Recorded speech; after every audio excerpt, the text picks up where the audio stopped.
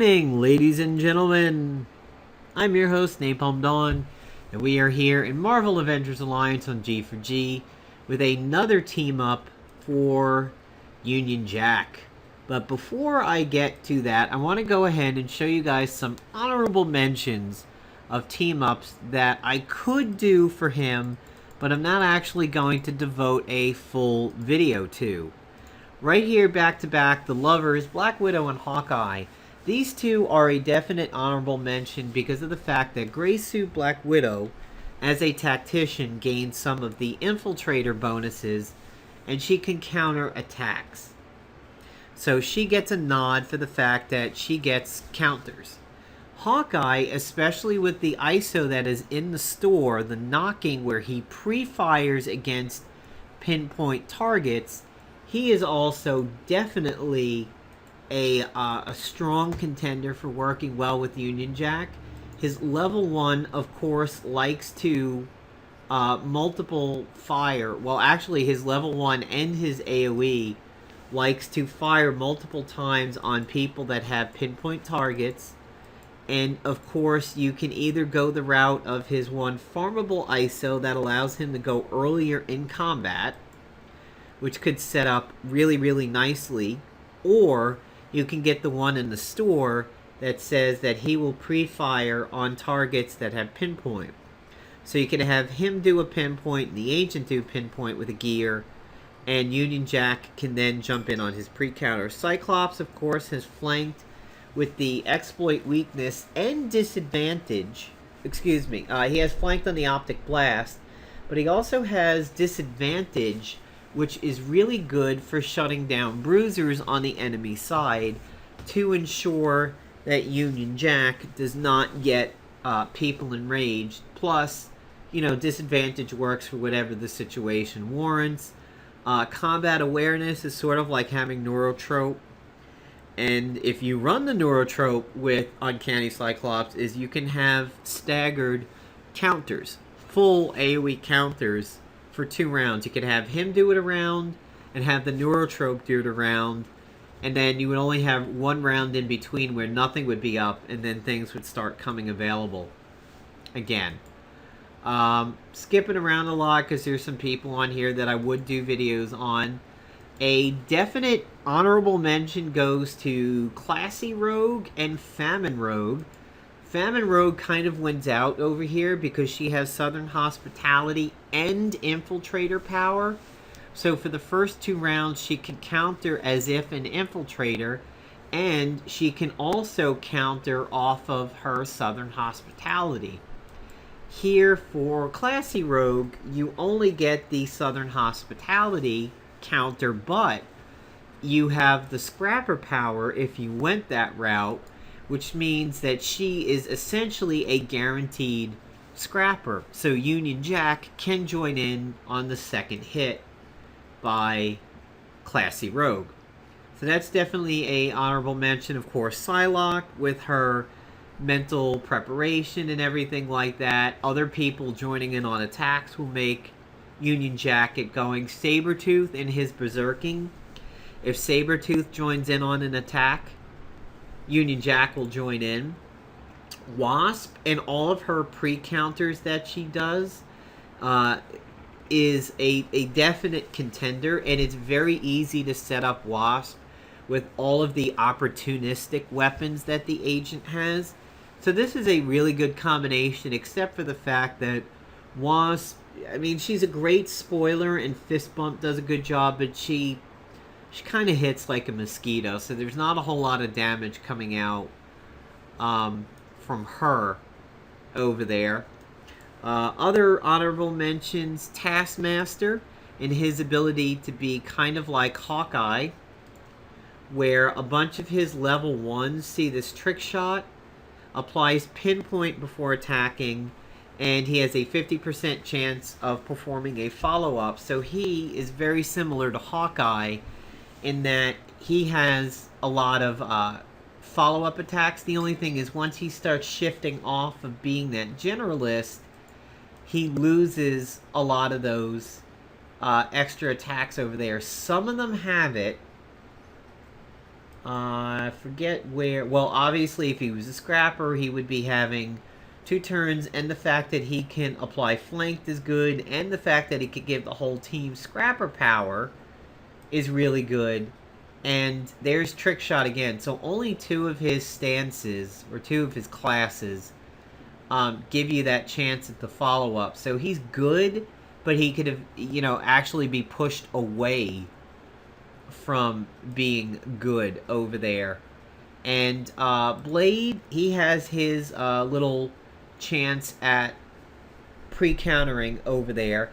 See, Vampire Hunter, chance to assist when an ally attacks or is attacked. I really liked him with Angela, but he may be a little inconsistent with Union Jack. But he does do that little Vampire Hunter counter fairly frequently. So I'm going to go ahead and move over to today's team up. It is a little surprising, and it did not work out quite as well as I had hoped, but still not bad. So we've got Moonstone up. I was hoping that Moonstone's pre-counters of the psychoanalysis would cause Union Jack to join in, but unfortunately that has not worked out. But they still have some really, really solid synergy, and we'll see that when it comes time for Moonstone.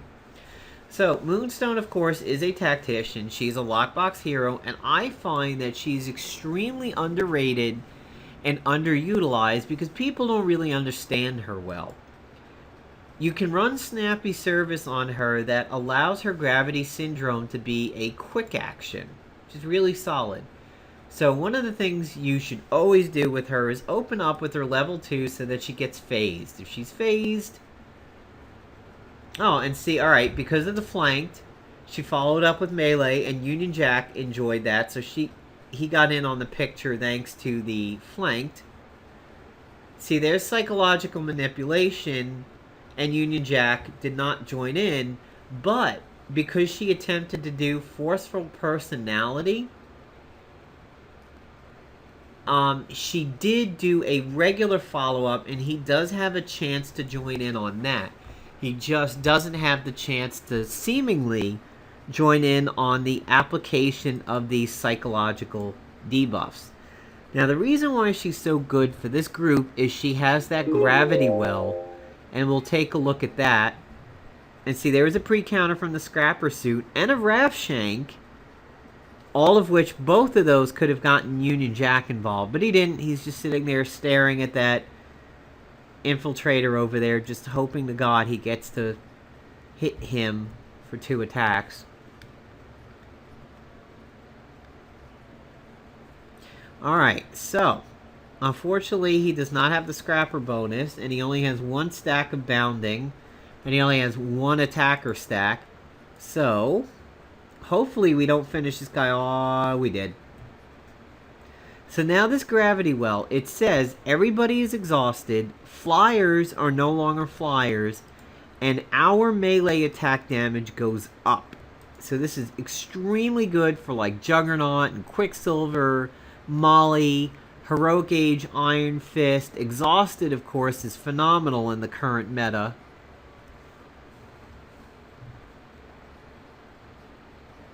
So we have some counters and pre-counters. There's psychological manipulation. There's a counter, and there's a join in on the counter. And then there's another counter. And that's probably all due to the neurotrope. So we'll go ahead and do this with one more fight, which is, of course, our boy Arnim Zola because of his resistance to counters.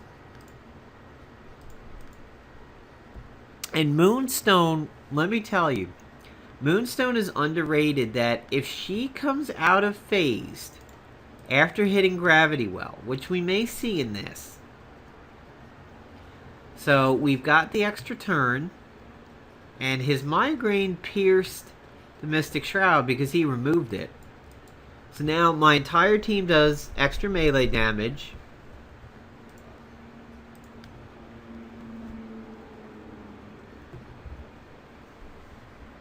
And I'm not going to add any additional damage to him because we want this to last a little bit. But we will do the Neurotrope. And we will do the Raft Shank. So having the Raft Shank on this Scrapper suit, the 5th generation, means I have a chance to pre-counter twice. Once for the Raft Shank, once for the suit passive. The Raft Shank, of course, has Pincushion, which says follow-ups and counters do additional damage. So there's the Service Revolver because of the Scrapper attack. Oh, so he can join in on psychological manipulation.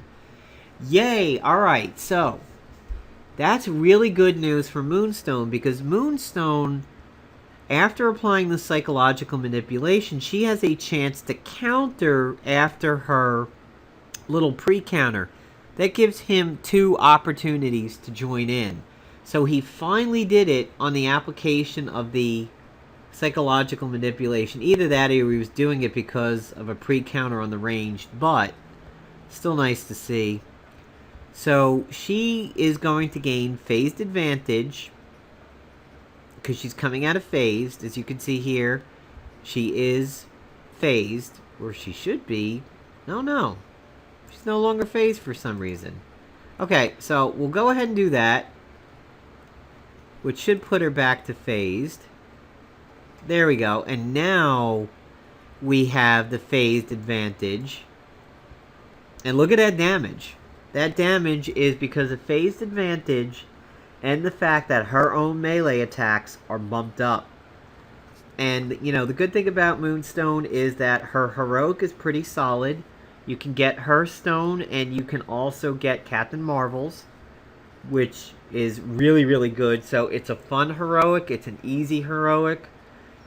It's a farmable heroic pretty easily. It's also one of the ones that occurs very early in the mission, so you can do just a minimal amount of fights to proc the heroic over there. And Exhausted is a phenomenal debuff in the current meta. Doing extra melee damage on your own team is very good, especially based on what your agent might be running. And it's melee damage that is increased, not unarmed. So this Raft Shank alone will definitely benefit. So there's psychological manipulation. There's the counter, which Union Jack... Ooh, there's 2 in a row. And here comes the counters from the Neurotrope. So we'll go be phased. We will set up... I could have done the counter of the melee. Should have done the counter melee. Plus, the really good thing about having Moonstone shutting down melee on a character is you could use the Caltrop launcher to shut down range for everybody and have Moonstone turn off melee for people like Molly.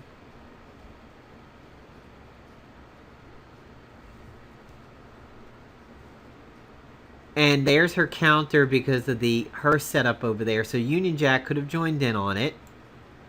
And now we'll notice that we are phased, and this will not remove phased. So we'll set up for the extra melee damage. We'll set up to counter melee. We'll get a heal going over here. And we'll get that Raft Shank going.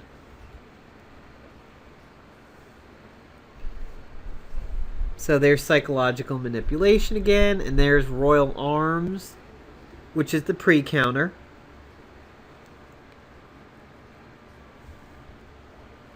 And now, what's really cool is her level 1 shuts down melee, and she gains a bonus for coming out of phase. She gains a bonus from her own Gravity Well buff, which can become a quick action with Snappy Service. So you could definitely give her Snappy Service and her personal ISO, and she is good to go. And you can use her with a lot of people that, is not readily obvious. You could use her with Molly if you don't have a Dragon's Foot and really help Molly's damage go up, Heroic Age Iron Fist damage go up. She does have a ranged energy attack, so she can apply Shield Breaker with that attack. So, there you go. Alright, so I hope you enjoyed this video here on G4G, Games for Gamers. It's another Union Jack video. Coming up, hopefully tomorrow, will be one of the strongest Union Jack team-ups that I have in store for you. Again, if you have the chance to get Moonstone, get her. You may be a little disappointed at first, but you just have to believe in her like I do and kit her outright and give her good pairings, and she will surprise you. She punched out Sin earlier for about 12k on a critical, and I don't even have her ISO'd that phenomenally. So, alright folks, take care everybody. Hope you enjoyed the video.